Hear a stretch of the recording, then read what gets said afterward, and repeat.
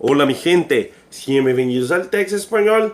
E agora com o vídeo 2, com o nosso planejamento aqui, ó, tranquilinho desta semana, que vai ser a semana da Bíblia com o espanhol. A semana que você vai aprender espanhol lendo a Bíblia. Uma leitura aqui suave, tranquila. Um dos livros mais lidos do mundo, mais vendidos do mundo. E com uma história super conhecida, que é a história de Davi e Goliat, ok? Você vai perceber algumas coisas aqui em relação à pronúncia, você vai ver algumas coisas aqui em relação a significados de palavra, porém você vai perceber também que é mais fácil quando você estuda algo que você está acostumado a ler, ou que você já leu, que você tem uma leitura já próxima, vamos dizer assim. Tá certo? Então, os termos que a gente vai ver que são diferentes aqui do português, você vai conseguir fazer uma analogia ou trazer aí para o português facilmente. Eu vou te ajudar, principalmente com as expressões que a gente não conhece. Tá certo? Então, esse é o vídeo 2. Se você ainda não viu o vídeo 1, corre lá, pode parar esse vídeo, volta lá. A gente aprendeu o Padre Nuestro, ou Pai Nosso em espanhol, e você já vai saber ali algumas palavras desse mundo, né? Do mundo da Bíblia, que é claro, é um outro universo em relação, se utiliza, é claro, de uma linguagem bem formal, uma linguagem gostosa em relação ao português. E agora a gente vai conhecer, então, o espanhol. Eu vou começar esse livro, o 1 Samuel aqui, tá? É o livro bíblico que você vai encontrar essa história. E no livro de 1 Samuel a gente vai começar a ler isso aí no capítulo 17 e do versículo 33. Foi quando eu comecei aqui, então eu achei a parte mais importante. E eu gostaria de fazer uma pequena introdução sobre essa história, sobre este capítulo. Veja bem, a gente está falando aqui de um menino, tá? Aqui Davi é um garoto ainda, a história mais famosa de Davi. Então é um menino pequeno, um menino novo, um jovenzinho, é uma criança Davi aqui. Só que o que acontece nessa história é o seguinte: os filisteus estão de um lado do rio, os judeus de um lado, do outro lado do rio, o povo de Davi ali, o povo do rei Saul, né, que era o rei na época, estava do outro lado do rio, e ali vai começar então uma batalha. Eles estão perto de começar essa batalha, essa luta, para defender, é claro, o seu território. As guerras bíblicas têm muitas vezes esse sentido. Nesse caso aqui, o que acontece? O povo dos filisteus escolhe dar aquela ideia. Então, a gente vai colocar um guerreiro. E se você vai ver isso na história, isso aconteceu muitas vezes. Aqui na Bíblia acontece isso aqui. A gente vai escolher um campeão, você escolhe um campeão e vão lutar contra o nosso. A grande questão era que os judeus aqui não tinham chamados de povo de Deus, né? Não tinham um guerreiro à altura de Golias, ou Goliat, que é como você vai aprender aqui. Então, o que eles fazem? Se acovardam. É claro, o ser humano vai se acovardar diante de um problema como esse. É um cara gigante. Os gigantes daquela época tinham 2, 3 metros de altura, fora a força e o tempo já de grande guerreiro que Golias tinha. Então, a gente chega no momento em que o menino Golias ele vai levar algo para os irmãos dele na batalha, e ele vê aquele gigante tirando onda, brigando, falando mal, praguejando ali o nome de Deus. Então Davi se irrita com essa história e ele diz: olha, eu vou lutar contra esse cara. Tá certo? E nesse momento é quando Davi vai conversar com Saul, e Saul vai dizer: olha, realmente não dá para você é um anão em relação a este gigante. Então a gente vai começar a leitura do versículo 33 do capítulo 17 de 1 Samuel. Dijo Saúl a Davi: no podrás tú ir contra aquel filisteo para pelear con él, porque tú eres muchacho. E quando a gente vê essa palavra muchacho aí no texto, se referindo a um jovenzinho, né? Você é muito pequeno, é muito... não a altura, mas em relação à idade. Eres muchacho, eres muito jovem. E ele, né, se referindo a Golias, um homem de guerra desde sua juventude. Então, está se falando aqui de um homem que está acostumado com a guerra. Não era à toa que ele foi escolhido campeão. No versículo 34, Davi respondeu a Saúl: Tu siervo era pastor de las ovejas de su padre. E quando venia um leão ou um osso, veja você que osso é uma das nossas expressões complicadas, vamos chamar assim, que se trata de um falso cognato, é aquilo que às vezes atrapalha a nossa leitura.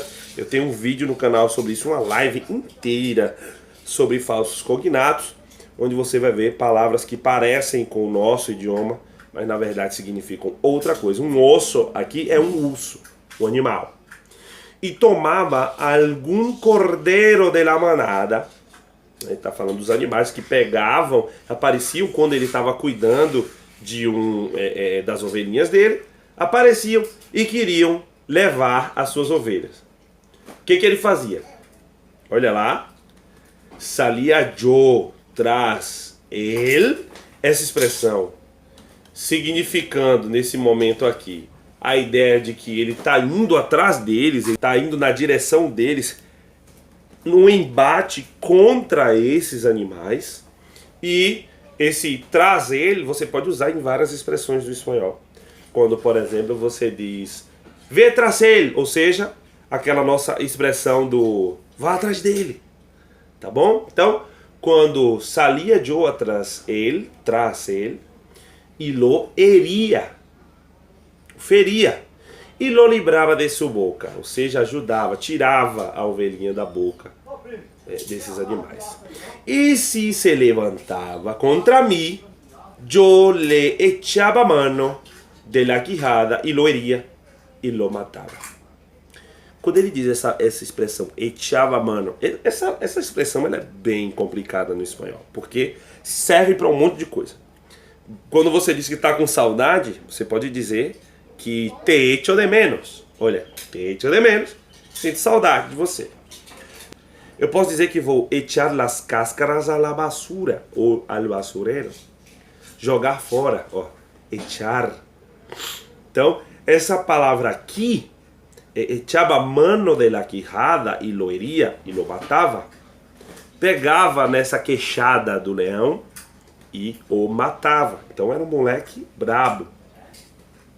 No verso 36 diz: fuese león ou fuese osso.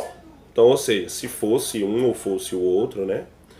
Tu siervo lo matava. E este filisteu incircunciso será como uno de ellos, porque ha provocado al ejército de Dios viviente. Então, você que está acostumado com a leitura da Bíblia já deve ter visto essa palavra incircunciso, que é referente ao órgão masculino. Quando não passa por uma determinada cirurgia, é um incircunciso. Não está muito diferente aqui não. Tá? No verso 37, anadió Davi. Esse añadió, você vai ver em muitas questões quando você vai fazer vestibular, enfim. Vai pedir assim, ó. Añade la respuesta a alguma coisa. Se añadir é adicionar. Coloca aqui, adiciona isso aqui. Tá? Añadió Davi: Jehová, que me ha librado de las garras del león y de las garras del oso, Él también me librará de la mano de este filisteo.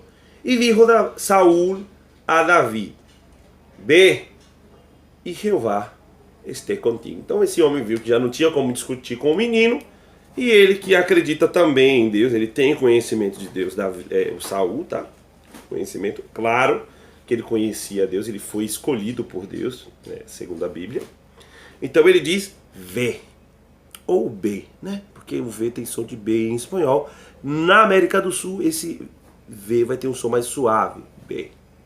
Tá certo? Então, ve e Jeová esteja contigo, ou seja, vai.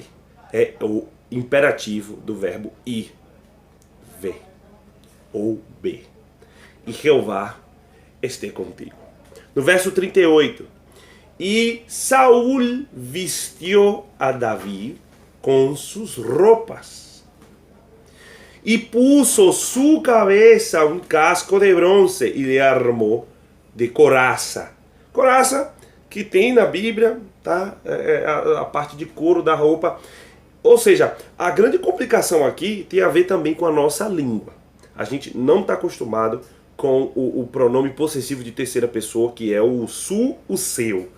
Quando eu digo esse su, o seu, eu estou me referindo à terceira pessoa. Nesse caso, me referindo a Saúl. Eu não estou falando diretamente com ele. E eu utilizo o su, que é o possessivo, para falar de Saúl. Ele deu a sua roupa para Davi. Ele pegou a sua roupa de guerra, a sua armadura de guerra e deu para Davi. Então, Saúl vestiu a Davi com suas roupas e puso sua cabeça um casco de bronze. Casco, que é o capacete, tá?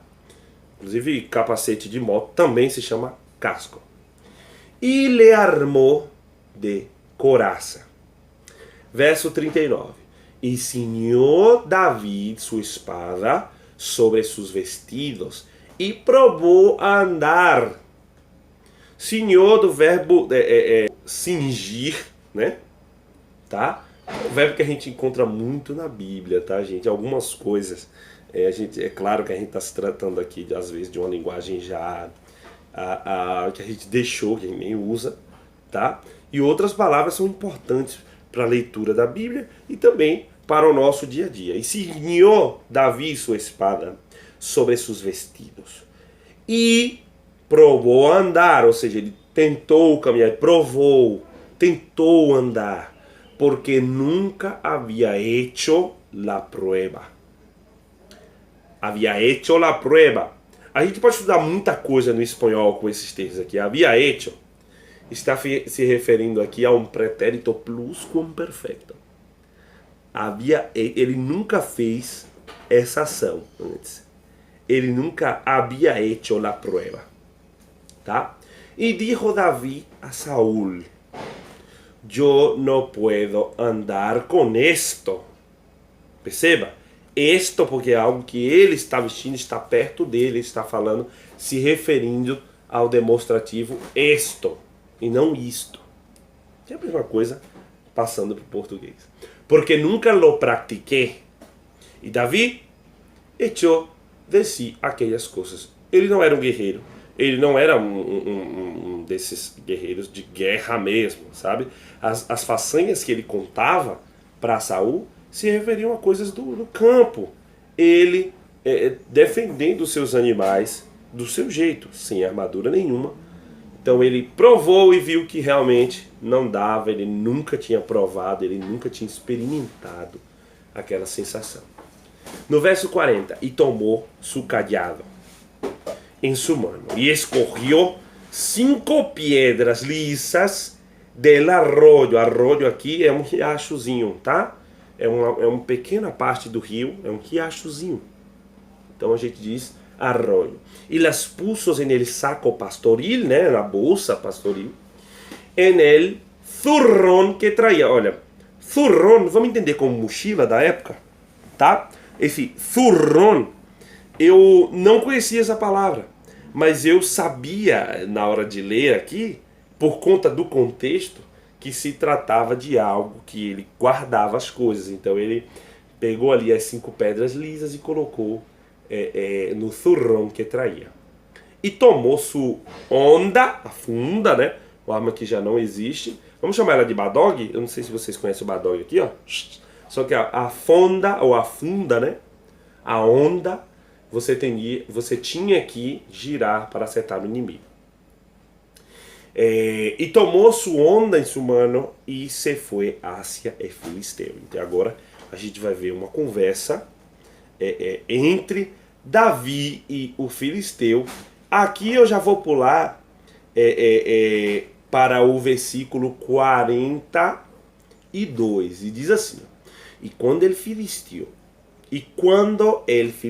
mirou e viu a Davi, le tuvo em pouco. Esse le tuvo em pouco tirou onda da cara dele. Tirou por menos. Falou, sabe de uma? Você é um menininho, homem.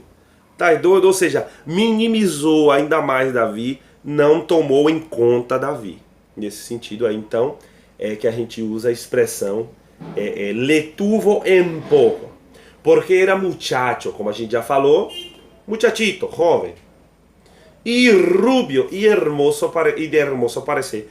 É engraçado para mim ver a palavra rubio aqui, que significa loiro, porque na nossa tradução a gente tem Davi como piel roja, ou rubio, ou ruivo. Rubio em espanhol é loiro. E de hermoso parecer. Hermoso é lindo, né? Ele parecia ser uma pessoa bonita. No versículo 43 a gente vê: E dijo el filisteo a Davi: Eu sou um perro, ou sou eu um perro. Essa ordem sintática, você já deve estar vendo que muda. Ordem sintática, para quem não sabe, é a ordem que as palavras se encontram na frase. Sou eu um perro? No português deve estar: Eu sou um cachorro. Então, eu sou eu um perro. Acontece muito isso na sintaxe do espanhol, tá? Essa mudança, isso aí que você tem que ler muito, praticar muito para pegar a sintaxe, observar em que posição vai as palavras. Para que vengas, então, sou um perro para que vengas a mim com palos, com pedaços de pau, e maldijo a Davi por su Deus, ou seja, começou a falar dos seus deuses e praguejando contra Davi, porque era uma palhaçada aquilo ali. Ninguém tinha coragem de enfrentar o grande lá, o grande problema da situação. E vale a pena, gente, você observar que tem muito a ver com a gente essa história. Basicamente, eu particularmente, faz muito tempo que eu não leio a Bíblia, mas toda vez que eu penso na história de Davi, eu não penso mais na história do menino e do gigante. Eu penso na minha história quando eu estou enfrentando as minhas dificuldades, que toda vez parece uma coisa muito grande. Então, atualmente, por exemplo, eu tinha que escrever uma tese aqui de 70 páginas. E parecia um gigante, era uma coisa complicada para mim. Eu tava tendo dificuldade de terminar esse negócio. Então, eu tive dificuldade ali e fiquei acovardado, como as pessoas ficaram acovardadas, como a gente está acostumado a ficar acovardado perante os problemas. Davi, ele vai de cara com o problema, né? Ele enfrenta, ele não quer nem saber se ele é pequeno, se ele é fraco, se ele é magro, não quer saber. Ele quer saber que ele confia em Deus, ele coloca a sua força em Deus. Ele também, é claro, tem confiança, porque para você precisa ter confiança no que você vai fazer também, né?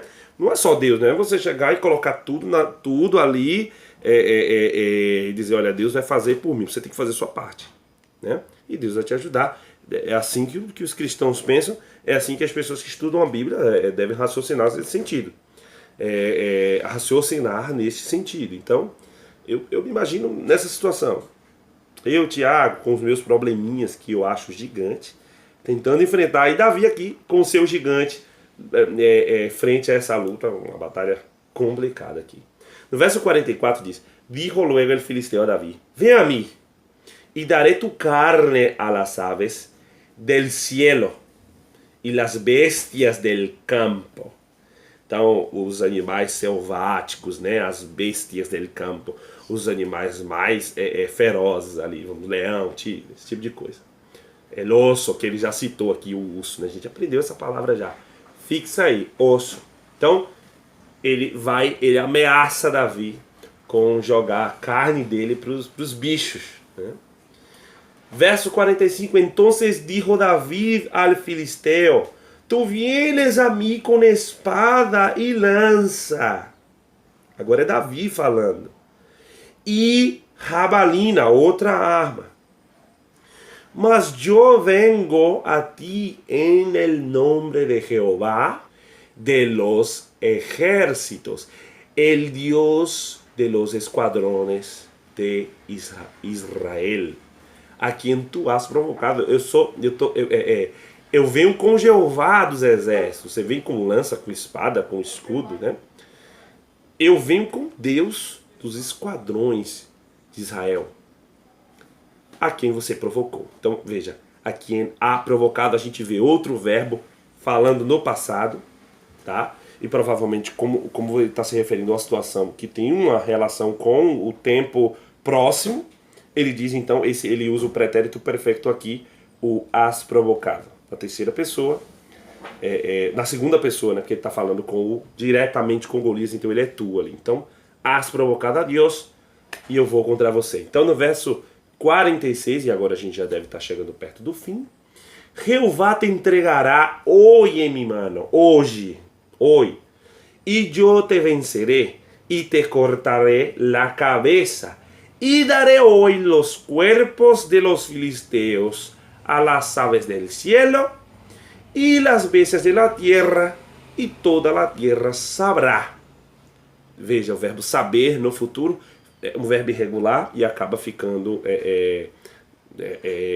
com essa estranheza em relação ao nosso. Então a gente fala saberá, sabrá. Tem uma lista de verbos como o verbo saber, que recebe esse R aí, sabrá. Verbo haver, habrá, tá? Então, e toda a tierra sabrá que há Deus em Israel. Verso 47. E sabrá toda esta congregação que Jeová nos salva com espada e com lança, porque de Jeová es la batalla, e Ele os entregará em nuestras manos.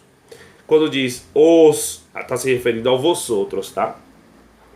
A muitas pessoas, porque já não está falando só com o Golias. Agora ele se refere a todo o povo.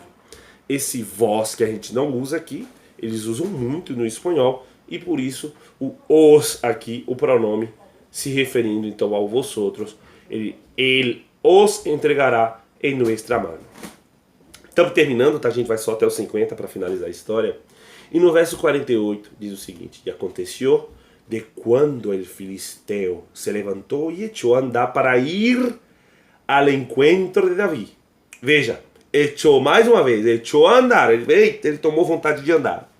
Ele se pôs a andar. Olha aí, o echou com outro significado. E echou a andar para ir al encontro de Davi. Davi se deu prisa e correu à linha de batalha contra o filisteu. Eu acho que Davi aqui, ele ensina demais. Nossa, é absurdo o que Davi ensina. O moleque é fraco, é pequenininho, mas a confiança que ele tá aqui é absurda. E eu acho que é isso que a Bíblia chama de fé, né? Que é você acreditar, amigão. Acreditar. Você é fraco, você é falho, você é limitado, mas com Deus, o tal do Davi, acreditando fixadamente que ele podia. Então eu acho que a gente pode acreditar muito nisso, sabe? Quando a gente vai enfrentar nossas coisas, enfrentar com força mesmo. Enfrentar e acreditar, né? Eu vou ganhar, eu vou conseguir, ponto final. Tá? Então Davi se deu prisa e correu à linha de batalha contra o filisteu. Se você vê o problema vindo na sua direção, até em tese a gente corre, né? Mas o tal Davi partiu de encontro, partiu ao encontro, né? Ou de encontro quando a gente quer se referir ao choque, né? Do verso 49 diz: E metiendo Davi su mano. Esse verbo meter em espanhol muitas vezes é de colocar mesmo, tá? E metiendo Davi su mano en la bolsa, tomou de allí uma pedra. Perceba que ele já usou zurrón lá em cima, não foi? Agora ele já coloca a bolsa. Tomou de allí uma pedra e la tirou com la onda. Então tirou, jogou, arremessou. Tirou, ou atirou também pode ser. E hirió, o verbo ferir, aqui a gente já viu várias vezes esse verbo, al filisteu en la frente. Ó, en la frente. E la piedra quedou clavada en la frente. Ó, frente, e caiu sobre seu rosto em terra. Então ele caiu de cara no chão. E o verso 50 para terminar diz o seguinte: assim venceu Davi al filisteu com onda e pedra. E hirió al filisteu e lo matou sem ter Davi espada em sua mão. Uma expressão que eu gosto aqui, uma categoria que eu acho interessante a gente estudar, é essa conjunção. Perceba que hirió al filisteu e depois ele e lo matou. No português a gente usa o i para tudo, o e, né? No caso aqui, para as duas situações.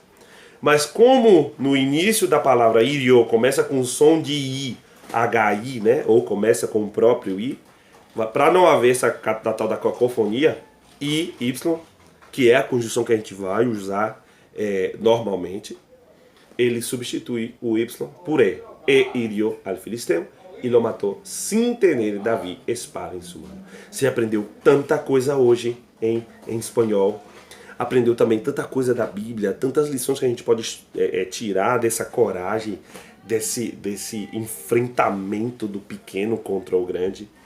Eu quero que você medite nisso aqui e veja também tudo que você aprendeu em espanhol aqui, nessa pequena leitura, e aguarde, porque o próximo vídeo a gente vai contar outra história super conhecida da Bíblia em espanhol aqui comigo. Então não perca o próximo vídeo, tá bom? Não esquece, no quarto vídeo, depois do terceiro, né? O último vídeo, a gente vai fazer um exercício para lembrar dessas categorias que a gente estudou, de detalhes que a gente passou, de dicas que a gente viu aqui. É mais ou menos assim a forma que a gente aprende uma língua hoje, tá? Não é com aquele negócio de gramática e aquela coisa. É melhor você vendo com um contexto aqui, com um texto que você já leu na sua língua. Isso aqui te ajuda a aprender mais e mais. Fora que você ouve a pronúncia das palavras e pode melhorar bastante a sua fala também. Ok? Então, hasta la próxima a todos. Espero que vocês tenham gostado. Já manda esse like massa. Se é que você chegou esses 27 minutos, eu quero que você diga: eu cheguei aqui, professor, até o fim e assisti tudo. Então, hasta la próxima. Super abraço e se prepare. Amanhã, o próximo vídeo, a próxima história surpresinha para vocês, para a gente aprender mais e mais os termos da Bíblia. Então, hasta la próxima.